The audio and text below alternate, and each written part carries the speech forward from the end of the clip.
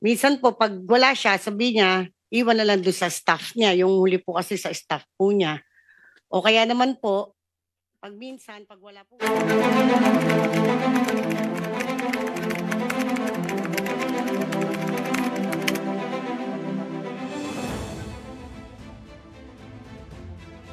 It is 4 p.m. We're bringing developing news. And the stories behind the headlines. This is StoryCon. I'm Regina Lay. I'm Ed Lingao. Some stories we're watching this Thursday, September 18. The Senate Blue Ribbon Committee has cited Pacifico Curly Discaya and former Public Works engineer Henry Alcantara in contempt.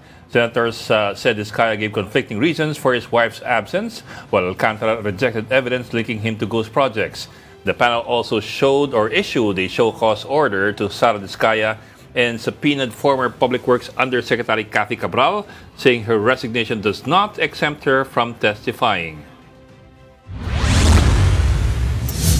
Still on the DPWH, it's pursuing hundreds of billions, possibly up to ₱1 trillion in warranty claims from ghost and substandard flood control projects.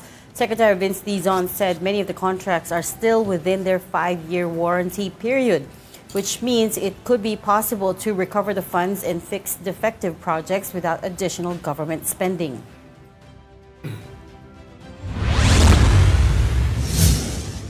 And Pag-asa is monitoring 2 tropical depressions inside and outside the Philippine area of responsibility. Mirasol was spotted 395 kilometers west of Cagayan. Nando, on the other hand, was located 1,335 kilometers east of southern Luzon outside Par. Nando may reach typhoon category by Saturday, while Mirasol is forecast to intensify into a tropical storm. The Weather Bureau says Mirasol, the southwest monsoon, and localized thunderstorms will bring rains across the country this Thursday. At the lower house, there is a growing call for former Appropriations Chief Zaldi Co to turn up. House Majority Leader Sandro Marcos and Deputy Speaker Janet Garin said that there have been several appeals to Co to return to the Philippines. The Ako Bicol Party List congressman is said to be seeking medical treatment in the U.S. He has been tagged in budget insertions and questionable flood control contracts. Recently, Co was also accused of pressuring Agriculture Chief Kiko Tiu Laurel to release fish import permits. House lawmakers are not sure, though, if it can actually compel Co to come home. Sa amin is by invitation, and personal appeal for the past weeks actually. But all of this we kept internally dun sa liderato ng Kongreso. Be that as it may, kaya nga maganda na andyan na yung ICI, lalo na ito, merong panukalang batas si Congresswoman Laila de Lima na may contempt powers. Because the ICI will now independently work towards inviting, or probably, if the need arises, issue a subpoena to the people who can shed light. Kung merong sapat na rason at dokumento ang ating ICI, then the legal remedies can be resorted to.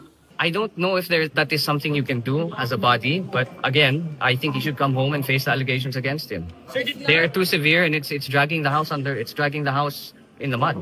If not, will that be enough for him to face the ethics committee? It might be, yes. I mean, there is a precedent for it when Kong Arnie Teves did the same. And joining us today, ang taong sanay gumagapang sa putik. Wow. Ano ibig sabihin? It means your name is always in the mud. No, naman. It means his boots are always in the mud. Madaling laging nasa lusak. Ano pa ano? Historical and political heckler, Ronald Llamas. And from the Philippine Star, we've got Editor-in-Chief, Ami Pamintuan. Hi, Ami. Hi, everybody. Happy Thursday. Ami, nasa putik daw ako. Hindi gumagapang sa Maulan na putik. Thursday. Nasa putik daw ako, Ami. Oo nga, mapuputikan ka lalo ngayon, Sabado't Linggo, mga rally. Sa Linggo, sa rally, may bagyo. Mapuputikan ako ron. Super typhoon, oo nga, super typhoon. Super typhoon ba? Meron na mga nag-umpisa yung mga protesta ng mga jeepney drivers. Oo, nagsimula na. Nag-umpisa na. Piston and Manibela, nag-transport Nag-umpisa strike na sila. Kaya meron ng mga maliliit until Sunday na yan, tuloy-tuloy na yan. Pinanood mo ba yung Blue Ribbon Committee hearing, Ami? Yung putol-putol kasi may kachismis din ako rito eh. Kung ano nangyari. Ikaw, ano tingin mo, Reg? Excited ka ba? Mahirap i-summarize because essentially it's he said ulit, right? You can tell. I mean, obviously, naman someone is lying. It's just sino sa kanila or lahat sila. Someone's or some twos or some Parang marami, parang Right. lahat sila. Basic facts, for instance. Some all, baka some all. So before we went to air, ang nag-aaway is yung owner-manager ng Sims Construction and the Bulacan ex-district engineer Bryce Hernandez, whose picture is on the screen right now, tsaka yung JP Mendoza, also of Bulacan First District Office. Nag-aaway sila over basic facts, right? How much yung dineliver sa office mo? Sabi ni Sally Santos of Sims Construction, 460 million pesos. Sabi ni Bryce, mga 100. It's like, how do you square that? No? Parang, Kailan kaya may magdi-deliver sa May akin? more or less pag dito? hundreds of millions. More or less yun. Kopya lang dinideliver. tapos, Kopya lang dinideliver dito. kaya nga tapos as Sabi ni Diskaya, paper bag. Senate President Pro Tempore Ping Lacson. Bags. Paper bags. As SP Pro Tempore Ping Lacson keeps saying, etong si Bryce Hernandez is very inconsistent and very selective with what he answers, what details he gives away. Ini-insist niya, I'm all out. Those were his words. Sabi niya, I'm all out. Ito na lahat. Nakataya na ako. Oo. Parang ganun eh. Pero marami pa rin butas. That's the problem. So it's hard to make heads or tails of it. To be Although si honest. Bryce, kahit pa paano, umamin na siya na may kasalanan sila.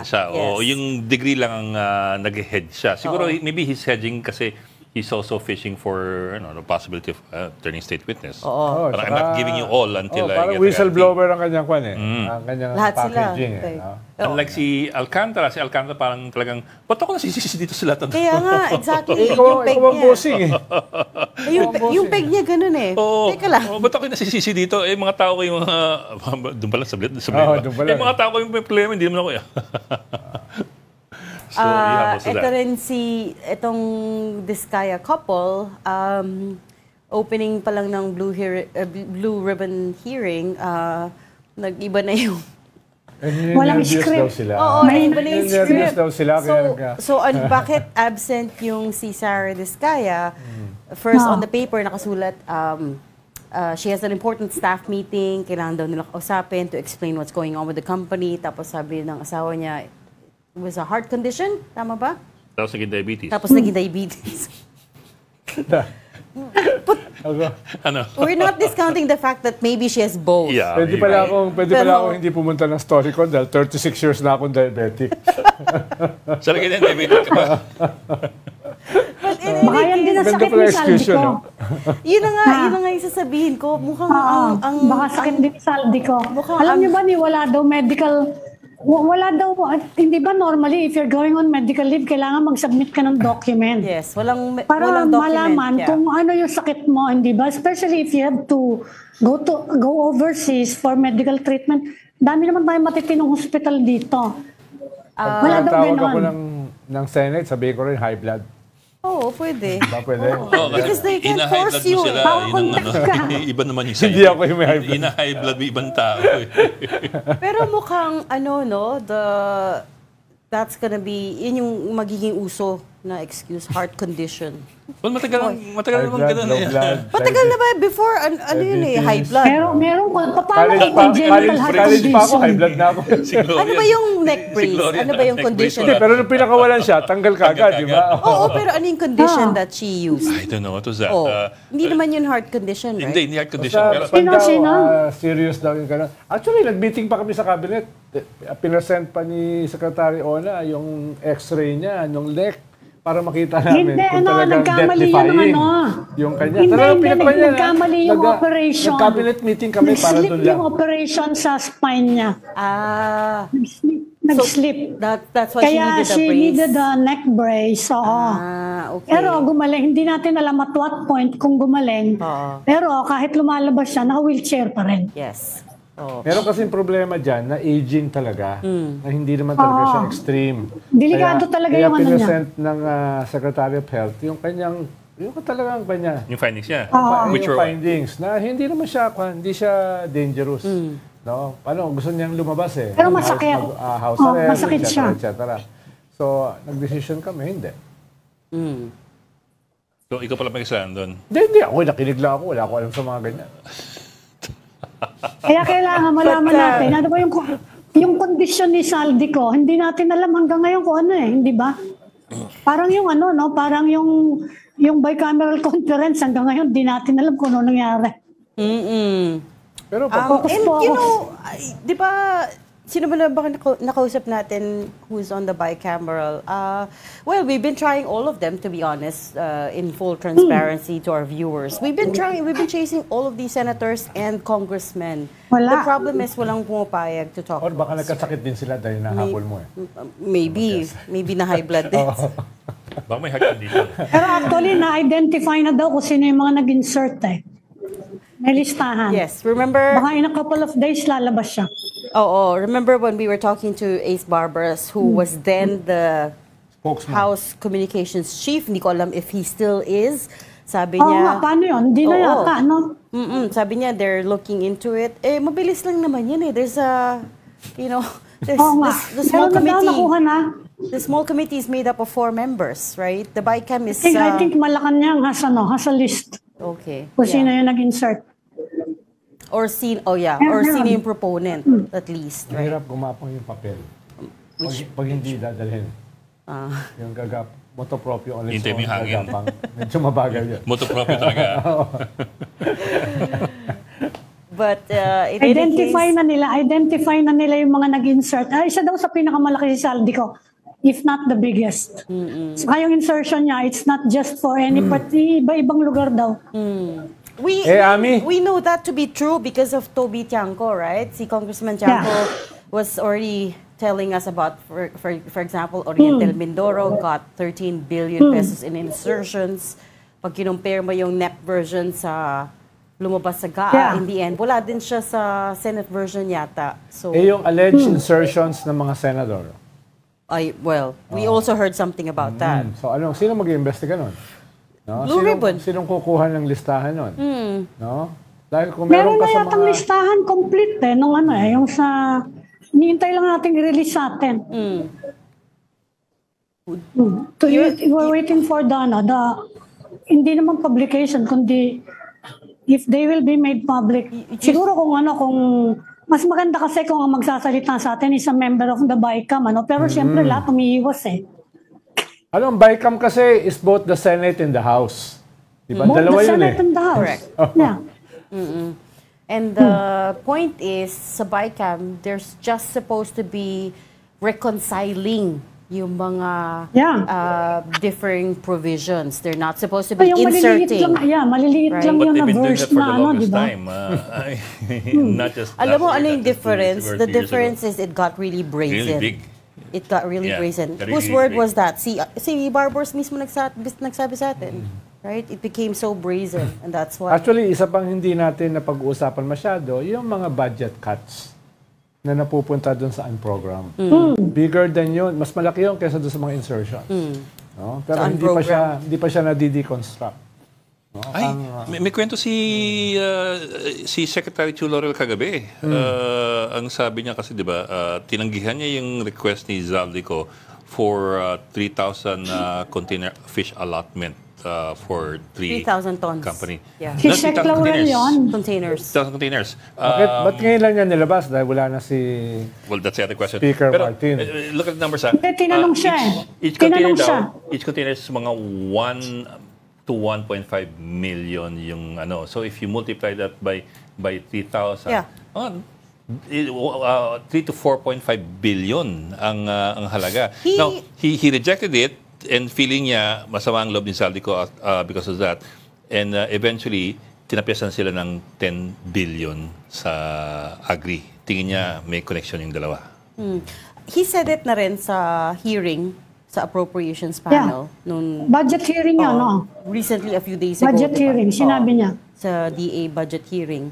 But interesting then, no, to notice all these patterns and suddenly everyone's talking about Zaldico. There was a time, not so long ago, when Tahimik this lahat. is the name that cannot be uttered, right? Parang Harry Potter. Oo, he who must Kanina not si be named. Voldemort. Diba? He who must not be named. And then suddenly, Pero walang ilong okay. yun eh. Walang Si Baltimore, di ba? Kasi snake. Snake. Oh, pero you guys remember there was a time? Ang problem mo ngayon is that everybody's waffling on what to do with Zaldico. Now, si Janet Garin was saying last night na they can invite Zaldico, they probably will, pero they cannot force him or require him to attend. And they have invited him. Unless file ng kaso. Oo. They have to file a complaint. They have invited him. Kinonfirm ni... Who confirmed it to us? But si Ronnie Puna was saying something else the other day. Sabi niya, if necessary, forcibly make him come back. I don't know how that goes. Ano mong gagawin niya? Wala namang kaso. Kaya nga eh. Although on the other hand, pagka kasuhan mo at umandar yung kaso, then you can have him extradited. Anong case mo dyan? Kasi that's related to the budget eh. Pinirmahan niya nung 2 leader ng Congress at pinirmahan ng presidente. Yan ang problema. It would be an anong kaso? Oo nga, Ami has a point. It would be at most administrative charge that you could Kasi kung charge kakasuhan him. siya, di down the line and up the line, marami ka rin kakasuhan iba. Kasi yun ang final ano mo rin eh. Final ano mo is the president. Oh. Di ba pinapabito sa kanya yung pinapabito yung buong budget? Although mahirap kasi kung binito niya yung entire budget, magre-rein na ka ng budget. I remember he was able to veto mga 26 billion 26 billion. pesos. And they said at that time, they couldn't veto more because they ran out of time. Kasi December na nun, they need to pass the budget already, so he ran out of time. But he was very unhappy with that budget. Remember that interview with Tiangco? Congressman Tiangco. Hinold na lang daw nila yung release. Oo. Yung 80 billion. Naging conditional release. Okay, at this point, let's bring in our first guest for the day. We are talking to Deputy Speaker and Zambales Representative, Jay Kong Hoon. Good afternoon, Congressman Kong Hoon. Can you hear us okay? Yes, good afternoon po sa inyong lahat. Magandang hapon po. Thank you po sa pag-invite sa akin sa inyong show. Good afternoon, Kong. Good afternoon po. Go. Okay, Sige. go. Sir, everybody's waiting to see what will change with the new speaker. Kasi si speaker naman pilatan eh. Down the line, the leadership of the House stays, the committee chairmanship stay. So what do we expect to change as far as the processes and the mechanisms go? Siyempre, meron din sariling leadership style, no? Ang ating Speaker Bogie D. He has his own management style, no? So makikita natin, no, yung mga changes na mangyayari.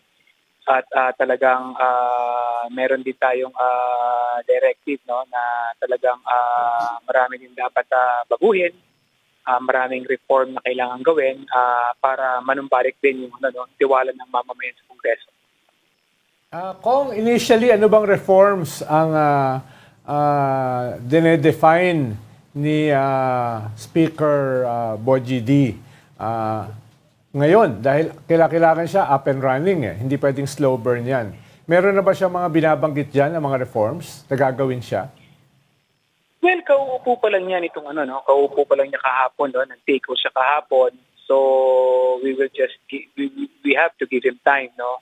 I believe magkakaroon kami ng leadership meeting sa Monday, no, at saka mag-start na rin kasi yung plenary discussions ng budget sa Monday. So it will take effect. Talagang we will have a new speaker and we expect changes sa House. Congressman, nagtatanungan lang yung mga tao, ano bang process ninyo kapag nagme-medical leave ang member ng House? Kasi simula nung nag-joint opening session, hindi na nakita ng mga tao si Zaldico. Ano ba yung processes doon? Hindi ba kailangan mag-submit ka ng document to show kung ano yung sakit mo and that you have to go overseas? Paano ba yung process? Or there are no rules? Walang rules kayong ganon? Well, it's up to the Secretary General to answer that, kasi office nila yung nag-approve ng leave, no. They have these mga requirements din pagdating dyan. Sila yung mas talagang nakakaalam regarding sa pagpa-file ng leave ng mga members. Pero pag medical leave, syempre kailangan mag-file ng medical certificate, the reason why you are filing, and kung hanggang kailan ka mawawala. Okay. Can you confirm that a letter has been sent to him, summoning him to the hearings? Well, as of now, wala pa tayo nakikita na letter na gano'n. No? So I will just have to check on Monday. Okay. And coming back to the changes with the new leadership, do you know if you're going to get to keep your deputy speakership? As of now, mas gusto natin yung stability ng House. Siyempre, meron pa tayong pinapasang budget. At nagsilita na rin ang ating majority leader, Representative Sandro Marcos, na as of this time, walang changes na mangyayari sa leadership ng House at saka sa chairmanship ng different committees.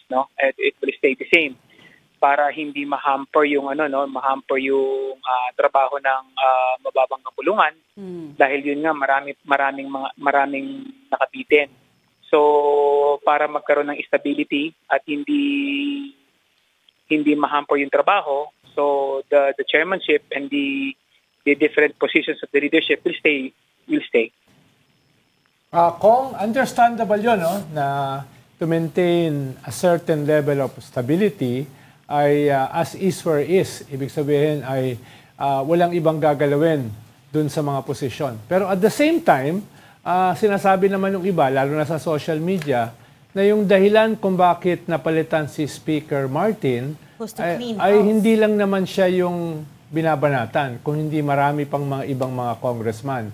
Kaya ang kanila, sinasabi nila, kung mananatili, kung walang mababago, ay baka hindi masolusyonan yung problema na naging basis sa pagtanggal kay Speaker Martin. No? Kung we have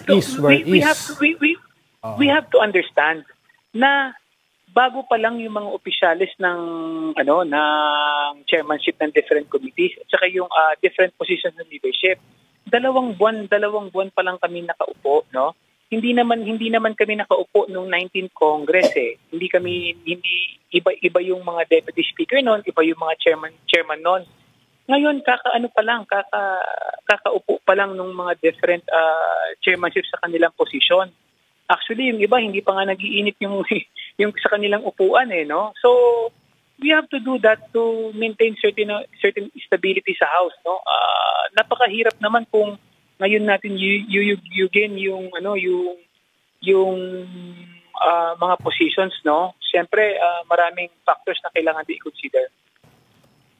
Okay, sir. From your point of view, what reforms would you like to see? I suppose you also have an idea of, how you would want the House to address all the concerns coming out at this point. Well, katulad nga na sinabi ng ating presidente, no, yung transparency, no, kailangan may transparency sa pagpapasa ng budget, kailangan inclusive siya, no, at alam din ng mga miyembro, alam din ng mamamayan kung sino yung mga nagpapanukala ng mabudgetan yung certain projects, no? Talagang para magkaroon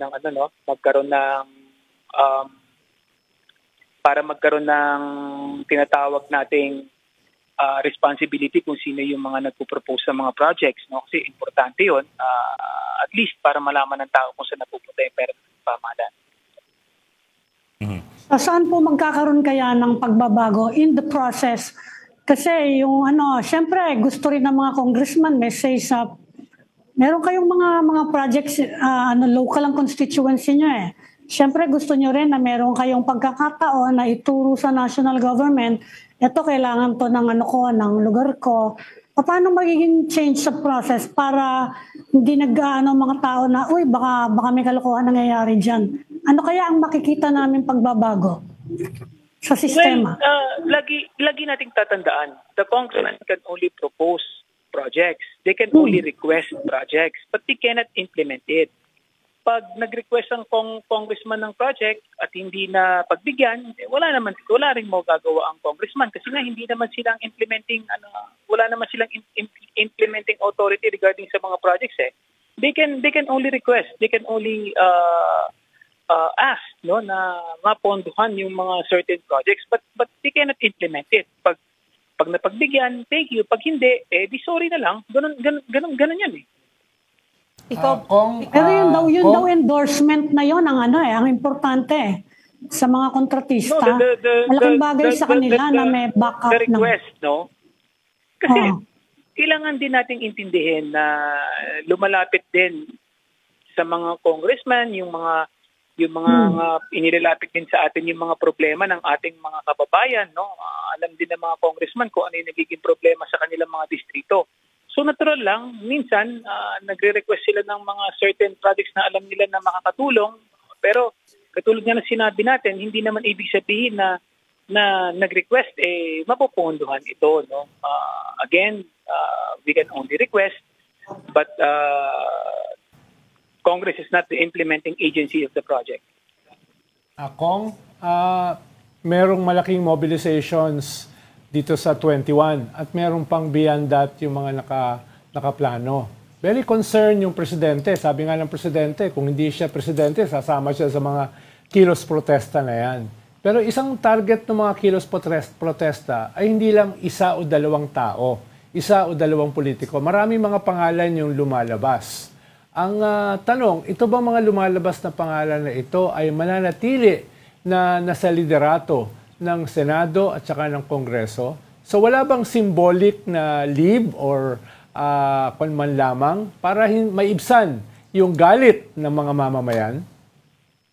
Well, yan nga yung ginawa ni former Speaker Martin Romualdez, kaya nga siya nag-resign sa kanyang posisyon bilang Speaker, dahil gusto rin niya na mapagbigyan yung dahil alam naman natin matindi ang banat sa institusyon ng Kongreso, matindi ang banat sa ating pamahalaan, So isa rin yan sa dahilan kung bakit siya nagbitiw sa kanyang tungkulin bilang speaker para at least mapagbigyan din siya na ipagtanggol din yung kanyang sarili at harapin yung mga akusasyon na laban sa kanya, So isa yan sa mga nakikita natin na na pagtanggap ng responsibilidad sa mga nangyayari lalong-lalo na sa mga batikos na nangyayari ngayon sa ating institusyon.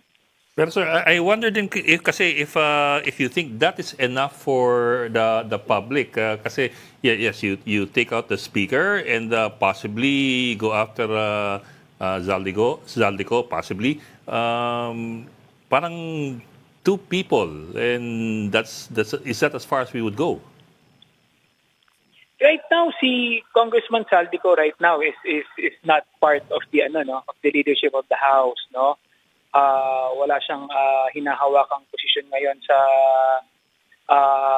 mababang kapulungan.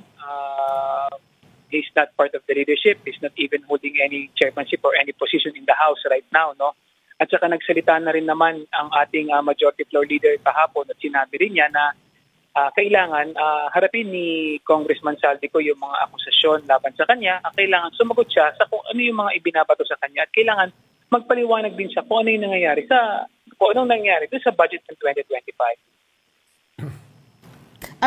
Is everyone correct in assuming that siya lang makakasagot ng mga questions around the budget, Congressman? Because for us outsiders, the reason we're homing in on him was because he was appropriations chair. But there was also a vice chair at that time. There was also minority and majority bloc leaders, right? So tama ba yung assumption ng mga tao that only Zaldico can answer a lot of these budget questions?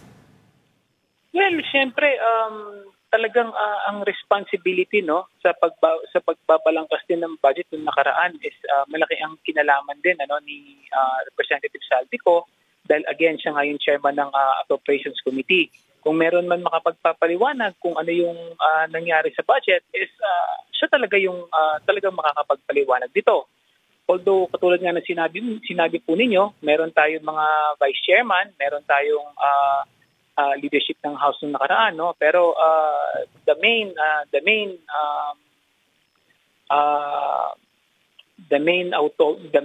person who was the authority to to answer for the budget of 2025 is the chairman of the Appropriations Committee.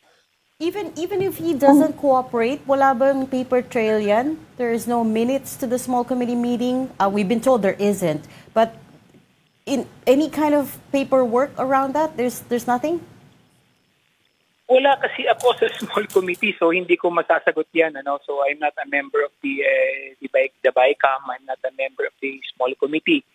So hindi natin nalalaman kung paano din nila, kung ano nangyari dun sa small committee na yun, no? So, I guess, mas maganda, sagutin nila yung mga akusasyon na ibinabato sa kanila. Kaya ngayon ang sinabi ng ating majority floor leader, Representative Saldico has to answer all the allegations, all the questions regarding sa 2025 budget. Sir, Congressman, wala bang coercive power in any way ang House dyan? Kasi meron naman kayong nasa sanction nyo yung mga membro nyo, di ba? Halimbawa, ganyan prolonged absence na yan eh. Ano bang klaseng medical problem yan na simula July, end of July, wala. July, August, magto 2.5 months na actually. Wala bang sanction dyan na pwedeng i-impose and to compel him to come back? Well, hindi ang House eh. Hindi ko masasagot yan kung sa sarili ko lang, no. Hindi ko kayang sagutin yan kasi alam naman natin the House leadership may sariling we decide, no, kung ano yung ng gusto ng mga miyembro. We have kailangan din kumuha tayo ng guidance, no, sa mga members. At kailangan pag-usapan din, So tignan natin ang mangyayari next week, no? Kasi kaupo pa lang ng bagong speaker natin, Speaker Boji D. So we will wait for the actions that he will take. Pero sir, as far as you know, wala bang coercive power ang House over its members? Kasi we were talking last night to Congresswoman Garin. Sabi niya they've invited or they're going to invite Zaldico back. Hanggang doon na lang ba sa invitation po? We will try to invite him, no.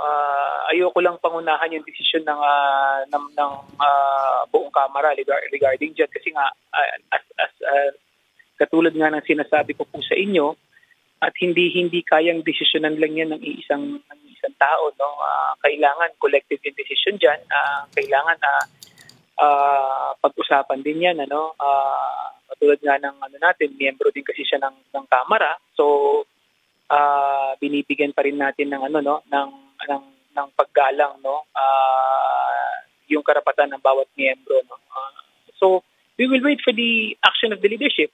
Pag-uusapan naman yan and I'm sure, no, na the House will take actions kasi tulad nga ng sinabi kahapon, no, na kailangan din harapin niya, sagutin niya, at ipaliwanag niya kung ano yung nangyari dun sa 2025 budget. Good. Sir, Speaker, topic na. Yeah. Sir, si former Speaker Martin Romualdez, what's in store for him now? Does he just go back to being regular congressman, or is there any plan with regard to the former Speaker? Well, right now, he will return as an ordinary congressman ng Leyte, no, dahil hindi naman siya nag-resign as a congressman, nag-resign siya as speaker, no. Meron pa rin naman siyang mandato sa distrito na kanyang pinapanghawakan at nakita naman natin yung kanyang sinabi kahapon na isa rin sa dahilan kung bakit siya nagbitiw para mapagbigyan din siya para mapaglaanan niya ng panahon at oras, no, na masagot lahat ng nag-aakusa sa kanya at lahat ng mga accusations laban sa kanya, handa naman siyang sagutin. So, ina-expect din natin na he will be more cooperative at sinabi rin niya that he will cooperate sa ICI, no? So, we will just have to wait kasi kahapon pa lang naman nagpalit ng leadership. So, marami pang mangyayari itong darating na araw. Will he stay the leader of Lakas CMD, Congressman? And will there be changes within the ruling party? Well, as of now, he's still the president of the ruling. He's still the president of the biggest majority bloc ng Kongreso, ng CMD. So he will stay as the president. Wala naman tayong naririnig patungkol doon. Tayo bilang miyembro ng CMD, he will. I think he will stay as the president of the FD Lakas.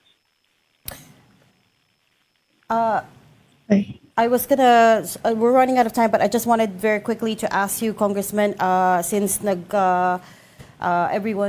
since the investigation around these flood control projects is widening, kayo ba wala kayo nakikitang anomalous flood control projects in your district?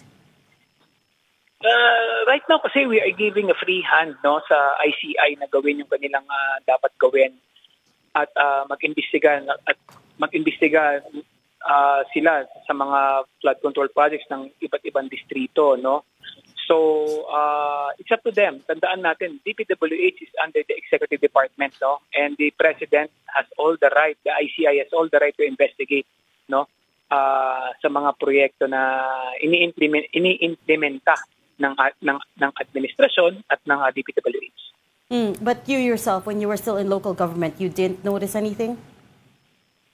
Sa amin dito, so far okay pa naman, katulad nga ng sinabi ng ating speaker kahapon, Speaker Bogie D, na walang pagtatakpan, walang sisinuhin, at mananagot kung sino yung dapat managot. Okay. We'll leave that there. Thank you so much for talking to us today, Deputy Speaker, Congressman Jay Konghun. Thank you, sir. Maraming Thank salamat. you, Congressman. We just need to take a very quick break right now. You're watching StoryCon on One News. Please stay with us. We'll be right back.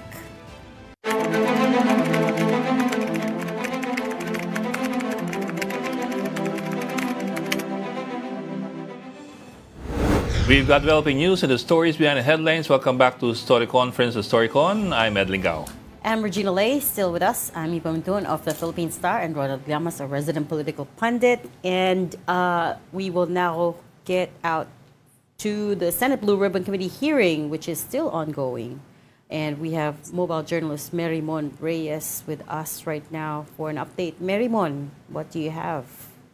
Good afternoon. Actually, katatapos lang kanina ng pagdinig ng Senate Blue Ribbon Committee until further notice sa susunod na magiging pagdinig ng komite. Pero kanina natalakay, especially ni DPWH Secretary Vince Dizon, na within the past 2 weeks nakatanggap ang ahensya ng lagpas 100 na reports on ghost and very substandard flood control projects. Hindi lang daw sa Bulacan, kundi maging sa iba't ibang bahagi pa raw ng bansa. Bukod dyan, plano na rin ng DPWH na magbukas ng sarili nilang transparency portal kung saan doon daw nila ilalagay yung mga reported ghost or anomalous flood control projects, yung proponents nito, and possibly yung mga nadadawit na DPWH officials and yung updates sa investigasyon ng DPWH. Nilinaw din ni Sec. Dizon, since buo na rin daw yung Independent Commission for Infrastructure, lahat daw ng magiging findings nila ibibigay nila sa ICI para rin sa kaukulang pagsasampa ng kaso kung magkakaroon man. Aside from that, nagkaroon din ng pag-uusap kanina tungkol sa mga resource person na nawawala. For example, absent itong asawa ni Pacifico Curly Discaya na si Sara Discaya. Supposedly nandito siya pero paliwanag ni Curly, meron daw heart or medical condition itong si Sara kaya hindi siya makakapunta sa pagdinig. Pero nung binasa naman ng komite yung letter ni Sara Discaya, ang reason kaya raw hindi makakapunta sa pagdinig itong asawa ni Curly ay dahil meron daw siyang company meeting kung saan na pinag-uusapan yung isyung napapalibot dito sa kanilang kumpanya at possibly epekto nito sa mga empleyado. Kaya raw hindi makakapunta at hindi raw maaaring i-cancelahin yung meeting. So doon nagkaroon ng init ng ulo mula sa mga senador at napagdesisyonan nilang is-cite for contempt itong si Pacifico Curly Discaya. Aside from him, cited for contempt na rin itong si former District Engineer Henry Alcantara dahil sa patuloy niya pagsisinungaling sa kanyang kawalang kaalaman daw tungkol sa mga ghost flood control projects. Even DPWH former Undersecretary Maria Catalina Cabral, i-issuehan na rin siya ng subpoena dahil absent siya today. Pero looking back siya kasi nasasangkot naman tungkol sa 2026 national budget insertion. So far, dito sa likuran natin, nakapanayam din natin kanina si Justice Secretary Crispin Remulla. Ang nasabi niya naman, pag-aaralan na raw nila yung bigat or yung possibility na mapasailalim sa witness protection program itong mag-asawang Diskaya. Bukas daw, inaasahan na si Sara pupunta sa opisina ng DOJ at titignan muna nila yung lawak daw ng proteksyon na maaari nilang ibigay dito sa mag-asawang Diskaya and yung laman or yung dami rin ng impormasyong maibibigay kung sakaling sila ay mapapailalim sa WPP. Balik sa inyo. Teka, Merimon, si Sara pupunta bukas ng DOJ. So are you saying that in effect the couple is already applying to be state witnesses? Bok, actually yan yung sinabi kanina ni Senator Marcoleta na nagkausap nga raw sila ni SOJ Remulla tungkol dito sa nais na maging sa ilalim ng WPP ang mag-asawang Diskaya. Pero ang sabi kanina ni Secretary Remulla, aaralin mo na raw nila, i-evaluate daw nila, they'll start doon sa sworn statement or affidavit ng mag-asawang Diskaya and then they'll go from there. Even itong kay former ADE Bryce Hernandez, yung nais niyang magkaroon din ng protection, aaralin din daw muna nila kasi mahirap daw na magkaroon ng bigla-biglang pagbibigay ng protection samantalang baka magkaroon ng compromise pagdating doon sa impormasyong ibibigay nila. Bok. Merimon, anong ibig sabihin na na-contempt sila? Nasa custody sila ngayon ng Senate? Yes, oo, Bok. Tulad ni Bryce Hernandez. Kukunin, yung tulad nung huhulihin? kay Bryce Hernandez last time na na-cite siya for contempt. So ang custody niya, dito na siya magpapalipas ng gabi hanggang doon sa susunod na partisipasyon niya sa pagdinig. Same goes din yan dito kay Henry Alcantara at saka kay Pacifico Curly Diskaya. Cited for contempt sila. So mananatili sila sa kustodiya ng Senado. At ang nilinaw din naman yan ni Senate President Tito Soto last time nung nagkaroon ng initan sa ilang mga senador kung sakali man na magkakaroon daw ng request especially from the House tungkol dito sa mga cited for contempt na resource persons, magkakaroon daw muna ng malinaw na komunikasyon kung okay ba sa mga senador yun. Merimon, dumadami ang mga dinidetain for contempt. Paki-describe nga sa amin kung ano ba yung detention facility sa Senado. Naka-aircon ba yan? Ano ba sila? Meron double deck ba yung kama dyan? O sa sopa ba sila natutulog? Anong facilities? May Netflix. Actually, ngayon na-try natin silipin kung saan mananatili itong dalawa plus si Bryce Hernandez. Pero ang sigurado dito, magkakaroon din sa kanila ng monitoring Office of the Sergeant at Arms. Pero last time kasi ang naging concern niya ng panig ni Bryce Hernandez, yung magiging lagay daw ni Hernandez nandoon siya sa Pasay City Jail na parang halo-halo daw yung nakakasama niya na nandoon sa kustodiya. So, tingnan natin mamaya. Mami ko papayagan tayong silipin kung saan mananatili ang mga ito. Tsaka dumarami halo-halo. Dumaraming gusto mag-state witness. Baka mamaya walang matira na Pero wait lang, Merimon, do you mean to say isang detention room lang sila? Yun na tinatanong ko paano yun? Kanya-kanya ba yun o may sama-sama yung kama niya ano? Oo, yan yung aalamin natin kasi last time nag-iisa lang naman si Hernandez. Kaya pagdating doon sa paglipat dito sa kung saan siya yung kwartong tutuluyan niya, nalipat siya sa Camp Crame, doon even sa Pasay City Jail, concerned daw baka mahalo-halo nga raw siya sa ibang mga nandoon sa City Jail. Dito titignan natin kung magkakaroon sila ng pagkakahiwa-hiwalay, kung magkakasama ba sila o parang magiging dorm style sila or if magkakaroon sila ng kanya-kanyang espasyo lalo pat baka magkaroon din ng initan sa mga ito. Merimon, alam mo ba kung kailan matatapos itong bagong Senate building na nagsimula sa 7 billion, ngayon nata ay 30 billion na? Kailan matatapos? Mas malaki kasi yung space doon para it's stalled na nga Naka-hold. Yes. But, dahil mas malaki sana yung detention center doon. Yun naman ang direksyon ko lang. But, oo nga, medyo delikado yata if you put Henry Alcantara and Bryce Hernandez in one detention center. Hindi, tsaka baka maisipin na, magandang lagyan to ng palitata tsaka ng Sino ba contractor doon? Makati yun, Makati. Diskaya, si Curly. Sa Senate building. Oo nga, no? Sino contractor doon? Baka makaisip sila, lagyan Pero natin ng pader dito. sigurado yan. Nagsimula kasi 7 billion Ngayon 30 billion plus. Yung detention facility dyan sa Senate, sigurado aircon kasi saradong-sarado yan. Yeah, tsaka centralized man aircon yan Hindi, mura lang yung mga prefab ngayon Magastos siya magastos siya kung i-aircon mo yung mga yan. Oo, actually, bago pa mag-start yung 20th Congress, even sina Senator Mig Zubiri, hinahanap na nga raw nila yung update tungkol sa bagong building ng Senado. Kung kailan daw sila lilipat, even yung mga opisina raw nila kung mapa-finalize. Pero until ngayon, so far wala pa tayong update bukod sa baka raw next year, titignan daw kung magkakaroon na ng paglilipat sa bagong building ng Senado. Okay. Ito si Ami, ayaw pa ipa-aircon eh. Napakainit. Pero suspended yung di ba? Hindi ba suspended yung construction? Suspended. Okay. Suspended yung construction Suspended nga for the new Senate building. We'll let you go. Thank you so much for your updates, mobile journalist Mary Mon Reyes, live from the Senate. Thank you, Napaka-inhumane Mary talaga Mon. nitong si Ami. Huwag na daw i-aircon. Pero nga, delikado. Ang mahal nun Ano ba mga takeaway Ang dun mahal sa nun. Blue Ribbon kanina? May isa pang takeaway. Remember, May warranty. May 5-year Yung warranty. projects, Oo. May, para siyang Walmart pala. Kaya pwede pang singilin, di ba? Oo. Pwede pang singilin, no? Pero meron din sinabi kanina si isang takeaway, si Senator Jingo Estrada. yes. Well, hindi yun. But before that, si Senator Ping Lacson confirmed na merong ibinaba na 355 million that they traced back to the GAA. Yun allegedly, according to Bryce Hernandez, ang nagbaba nun is si Senator Jingo Estrada. Na ngayon, inaccuse din niya si Senator Joel Villanueva na nagbaba ng 600 million. Yun yung hindi pa nahahanap ni Senator Ping. So, but the 355 million was confirmed. Pero sabi ni Senator Jingoy, pag ibang senador ang humingi ng 30%, hindi Hindi ka panipaniwala. Hindi ka panipaniwala. Pag siya ang humingi, siya, vulnerable. Oo nga. May bias kasi kayo. Kayo. Ba't ako dinamay mo? Ito lang yung bias ko. Hindi, narinig ka. Kaya naghahanap ako ng takeaway Para exciting, di ba? Interesting. Oo nga naman, that's a fair question. Bakit pag siya yung inakusahan ng ganon, people jump to conclusions right away? Bakit kaya?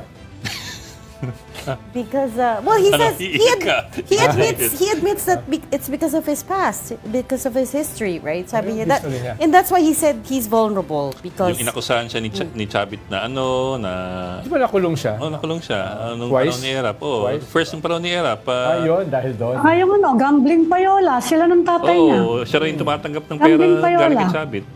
Pork barrel, ang dami-dami. Anyway, sige nga.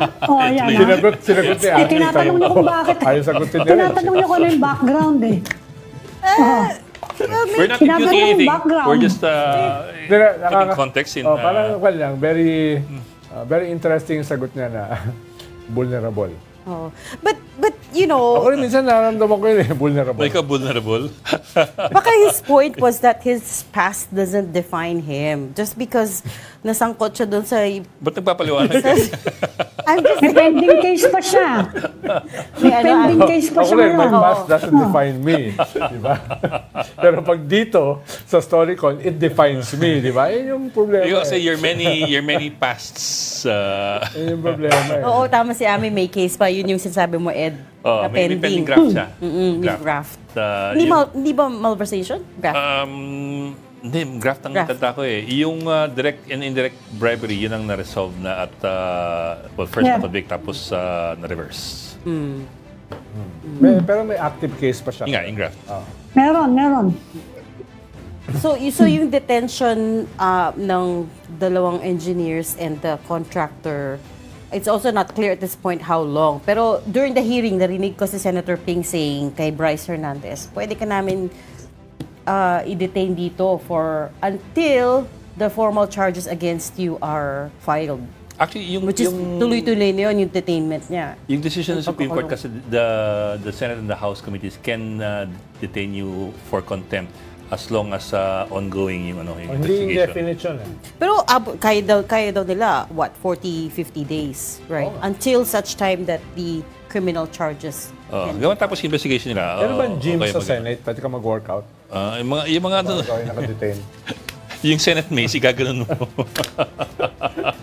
Kaya dapat city jail Ikaw yung workout dun Ikaw naman mo. Okay. Masarap yung pagkain dyan sa Senate pa. Ikaw yung workout sa City Jail. This conversation is getting away from us, so I will close it now. Thank you for joining StoryCon today. Ami Pamintuan, Editor-in-Chief of the Philippine Star. Yamas, resident political pundit. Baka matrouble tayo. Oo, matrouble pa tayo. Makasuhan pa tayo. Join us again tomorrow, 4 p.m. for StoryCon. I'm Regina Lay. I'm Ed Linga. We are One News, all sides, all the time. This is the Story Conference Group or the StoryCon Group.